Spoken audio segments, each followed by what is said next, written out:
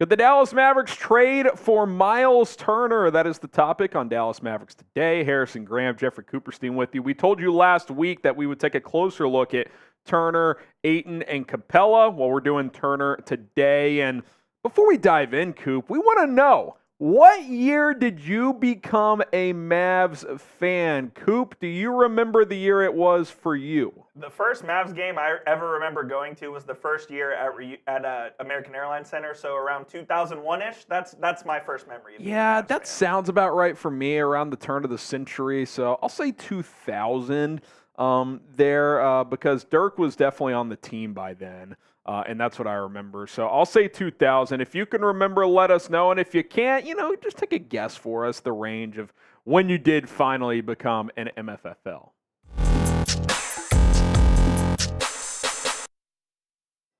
All right, Harrison and Coop here, trading for Myles Turner. That is the topic on today's show. Again, Bleacher Report took a look at 3 centers the Mavs could trade for: Turner, Ayton, and Capela. We're going to take a deep dive into all 3 of them here, Coop. And you kind of came up with some questions here, so guide us through this here as we take a look at question number 1. So question number 1, plain and simple, do the Mavs need Myles Turner? And I think the answer to that is absolutely they need Myles Turner, given who's on the roster at big right now. Turner, obviously, one of the better bigs in the league, especially from the rim protection standpoint. You know he's going to give you 18 a game, around 8-ish rebounds. He also averages over a block and a half a game. I believe he's led the league in blocks 2.3 last year, yeah. He's going to give you 2 blocks a game. He's a guy that can do it on both ends of the court and play heavy minutes when he's healthy, and that is a question, as we'll look at later, can he stay healthy for 82 games?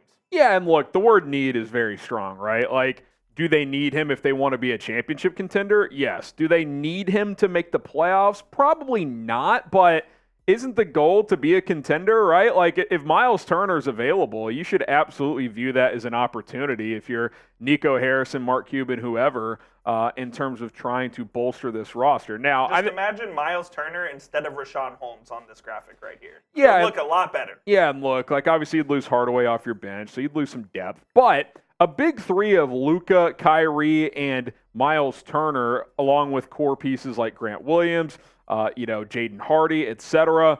I think you feel a lot better about your chances to make a deep run in the playoffs. Whereas right now, Coop, I think it's like, okay, if you make the second round, it's probably a good year with what you currently have coming off of last season. But and those aren't the expectations you want as a Mavericks fan, especially with Luka, who's a top, I think, 3 player on the planet. The expectations need to be higher than just winning a playoff series. Yeah, and look, your front court kind of stinks. I mean, if we're being honest. He would instantly become the best big on the team. It's passable what you have at center. I think Grant Williams at the 4 and Maxi Kleber. I think that kind of rotation at those 4 minutes is pretty solid, but like, you don't have a great answer at 5. You have good backups. Like Holmes, good backup. Powell, fine backup. Lively, I think if he develops, can be a good energy backup right now. Hopefully he's a starter down the road, but you don't have that guy that can play 25, 28 minutes at the 5 and you feel good about. The problem is that Powell and Holmes are fighting for starting minutes right now. Exactly. If those guys are your backups, you're feeling great about what you have at center. If those guys are your starters, not so much. Yeah, exactly. What do you think? Grade Myles Turner as a player, 2K style, scale of 1 to 100.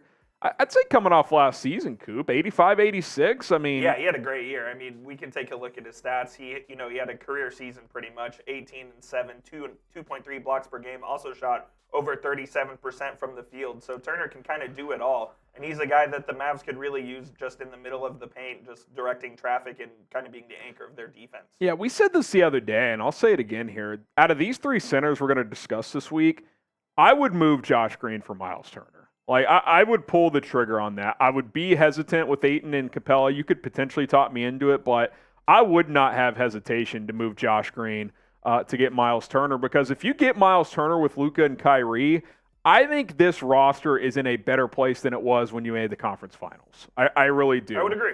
Even if you're in the camp that if you think Brunson's a better sidekick than Kyrie, even if you're in that camp, like, I think Turner is your third option, whereas you didn't really have a clear third option that year. I think that really makes you at least a force in the Western Conference that teams have to worry about. So go to question number 2 here, Coop. So here's question number 2. Nico Harrison, after the season, said he wanted to get better at center. Are we sure the Mavs actually accomplished that goal? I think you have more options, which is positive. Like, you've gotten better than JaVale McGee. Yes. So that's kind of where I'm leaning. So if you look at who played the majority of your minutes at the big man position last year, whether you want to call it center or whatever, it was Dwight Powell and Christian Wood with a little bit of JaVale sprinkled in there. Obviously, Maxi, and you signed JaVale to be the starter, so even if he didn't end up playing as such, that was the intention. Exactly. And obviously, Maxi played some there as well, but he got hurt for a majority of the season, so he was really unavailable for the most part. And then you take a look at what the Mavericks have now. It's better, but not much better. Yeah, it kind of goes back to what I said a little bit ago. Like, I think you have more options. You have good backup players. You don't have a true starter, though. Like, I like the idea of Richaun Holmes, but he got phased out of Sacramento for a reason. He hardly played last year, as we saw, 3.1 points per game. Now, I think he's going to be better than that with a more defined role in the rotation. But sure, but I don't think it's coincidence that as soon as Sacramento takes off, he's not involved. I agree. I think there has to be something to be said for that. Lively's probably a year or two away from being a legitimate starter or even a rotation player. And then Dwight Powell is Dwight Powell. Like, in an ideal world, in an ideal world, he doesn't play at all. But in a realistic ideal world, he's more like 10 to 15 minutes per game. Whereas for this team, he might be 20 to 25 minutes per game. So it's that domino effect, Coop. If you get that starter, this looks a lot better. The Mavs are really banking on Dereck Lively's development into him becoming their franchise center, someone that they can rely on for the next decade. He's just not there yet. I think you're going to see a lot of Dereck Lively in the G League, and I think you'll see him get him a lot of mop-up minutes here with the Mavs. This is my overall take. I think the Mavs could still use an upgrade at center. Even with getting Richaun Holmes, I still think there's room for improvement there, and I think if you ask Nico Harrison off the record and he were to tell you an honest answer, I think he would say the same thing. Yeah, look, the long-winded answer is I think, yes, you got better, but did you get better to the expectation that you thought you were going to 4 months ago? I would say that answer behind closed doors is probably no. I would agree. So that's kind of just where it sits right now. Now, help us reach 25,000 subscribers. We are, look at Coop, the terrible math. 279 away, Coop. 279 it's a typo. away. Coopy shambles. We're trying to get to 25,000. Let's get to 279 more, as now I'm stumbling. We still need 379 more subs anyways. Yeah, so. that's 25,100. There you because then we're going to try and get to 26,000. Either way, support the show. This is a basketball channel, not a math channel. We got you covered for more content. All right, question number 3, Coop. Is a trade possible? Can the Mavs actually physically pull off a trade for Myles Turner? I want to say yes, but I think it would almost certainly have to include Josh Green. I agree. If you look at Turner's contract, he's actually kind of affordable. So the way they restructured his deal, he got a raise on last season's salary and then got a $20 million a year basically for the next 2 seasons. Yeah. So he's at $20.9 million this year, $19.9 the following. So it's definitely an affordable contract. And if you take a look at some of the Mavericks assets that they have, that would be in a potential Myles Turner trade. You just kind of have matching salaries here in Tim Hardaway Jr. Richaun Holmes making about $12 million, Maxi making about $11 million, and obviously Josh Green on his rookie deal. Let me ask you this. Would you move Jaden Hardy for Turner? Ooh, that's a tough question. Not in addition to Green. I think like if you were to move Hardy, you're definitely keeping Green in that scenario. If it's straight up, no picks involved? Hardaway and Hardy and maybe a second for Turner. Would you pull the trigger on that? I'm such a Jaden Hardy stan. I don't know if I could do it. If I were the GM and thinking logically, I think I might pull the trigger. Yeah, I think I probably would too. And I love Jaden Hardy, but we know what Turner is. We don't know what Hardy is yet. Now, I think we have a pretty good idea what Josh Green is, and I like him, but that's why I would be willing to move him because I don't think he's ever going to be an all-star in this league.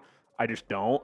So it's interesting. This is the idea that Coop cooked up. Richaun Holmes, Josh Green in the first, and I would definitely do this. Like, Holmes, who cares? You're getting Turner. Josh Green, sure, like it hurts your wing depth a little bit, but you're upgrading it center with Turner. And when you have Turner in the middle, Coop, you can be a little bit weaker on the perimeter because Turner is such a good rim protector and he can switch where you can kind of make up in those deficiencies on the wing. You can funnel guys if you really want to. Like if they want to defend the pick and roll to where they just funnel guys right into Myles Turner, they could easily do that. And you could sacrifice some defense on the wing to get more offensive firepower out there for sure. Yeah. So ultimately, I think a trade is possible financially, but I'm not sure that the Mavs have the assets that Indiana wants. I'm not sure they want a Josh Green or a Richaun Holmes.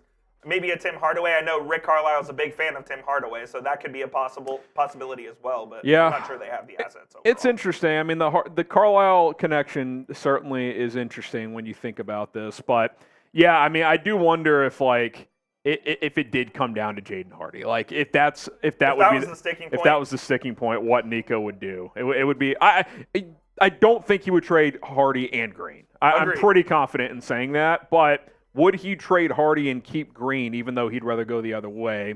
That would be interesting. That would be, especially if you don't have to move a first. If you don't have to move a first. If you don't have to move a first, you might do it. That's pretty appealing. So, grade the trade idea on screen. Turner for Richaun Holmes, Josh Green, and a first. A, B, C, D, or F. I think it's an A trade. If you could pull this off, I would even throw in both seconds, honestly, just to sweeten the deal if that were to get it done. But what say you, A, B, C, D, or F when it comes to this trade proposal? And Coop, as we get out of here, we should mention that I haven't heard anything new on a potential Green extension. Now, I think they're waiting for the FIBA World Cup to wrap up, so keep that in mind. And I believe Australia's done. They're out, so maybe those talks pick up between now and training camp? So that could be definitely something to watch in the middle of September. We do have Luka and Slovenia versus Dwight Powell in Canada tomorrow morning at 7:40 Central Time. Canada looks a little more vulnerable than I thought, too. They look a little vulnerable. Canada's still the better team. They're expected to advance, but you can never count out that boy Luka. Yeah, if Luka can get back to where he was earlier in the tournament, it seemed like he may have got slightly dinged up. I saw his thigh was bothering him again.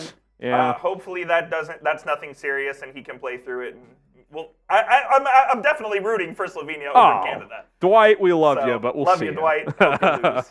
All right, he's Jeffrey Cooperstein. I'm Harrison Graham. We'll take a look at Deandre Ayton next, so stay tuned for that as we continue our center trade series this week.